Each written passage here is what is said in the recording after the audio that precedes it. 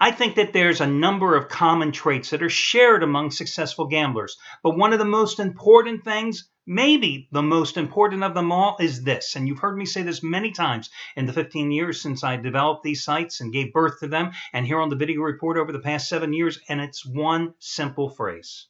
I don't celebrate the wins, nor do I lament the losses. It really is that simple. I stay on an even keel. I'll give you an example. Friday, I lost both of my free plays. Okay, hey, they're free plays, but you know how successful I am with the free plays, right?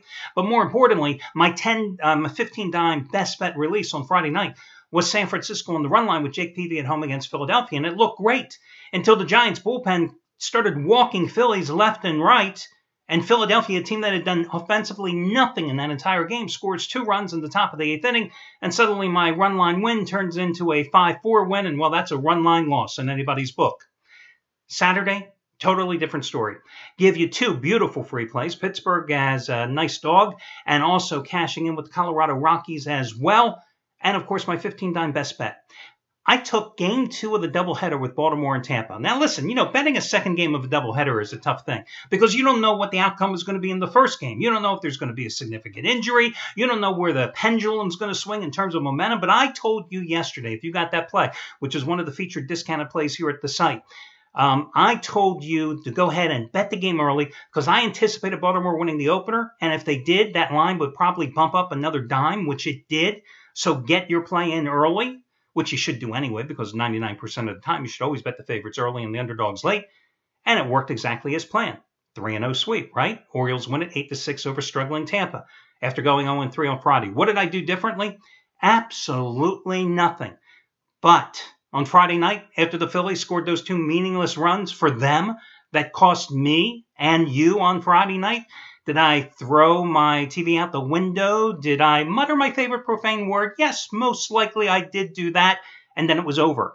I didn't pitch a fit. I didn't blame everybody. I didn't say I'm never going to bet on those effing Giants again because they screwed me tonight like the Giants went out of their way to screw me, okay? Like their bullpen knew, hey, Al's on that game. We're going to go ahead and walk 17 batters in a row to make this game a loss for him. Yeah, it's not like they did that. And at the same time, with Baltimore winning last night, it's not like I'm going to go and light up the town red, paint it red today because, hey, I won a game. Again, even keel. It's the key to success in this business. Hey, FYI, you can check out all the promos, all the discounts, etc. Over on the homepage, I've got another top-rated 15-dime release, just as strong as last night's on the Orioles, which is another one of the featured discounted plays today.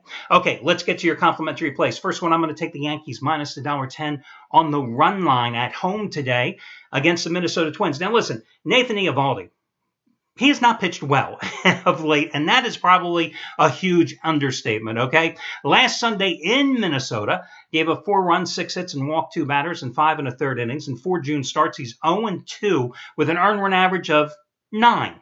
Yeah, 9. Teams are hitting .356 against him in those 4 starts. And this is after a month of May when he went 5-0 in 6 starts with ERA of 3.25. I got news for you. Nathan Eovaldi isn't as good as he appeared in May, and he's not as bad as he appears in June. He's somewhere in between. That's why at the end of the year, he's going to have 12, 13 wins, probably 8 to 10 losses, and you'll go, he was okay. He's a good number 3, number 4 starter, and that's about it.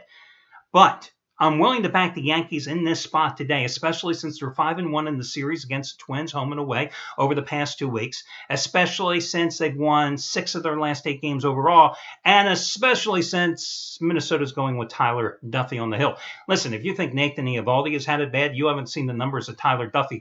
What caught my attention was his start last Monday against Philadelphia. Or no, it was Tuesday against Philadelphia at home, a Philadelphia team that just couldn't do anything offensively all season.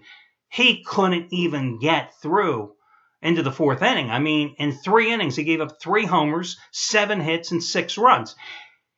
The team has lost 8 of his last 10 starts. And in his last 7 starts, his earned run average is 9.17.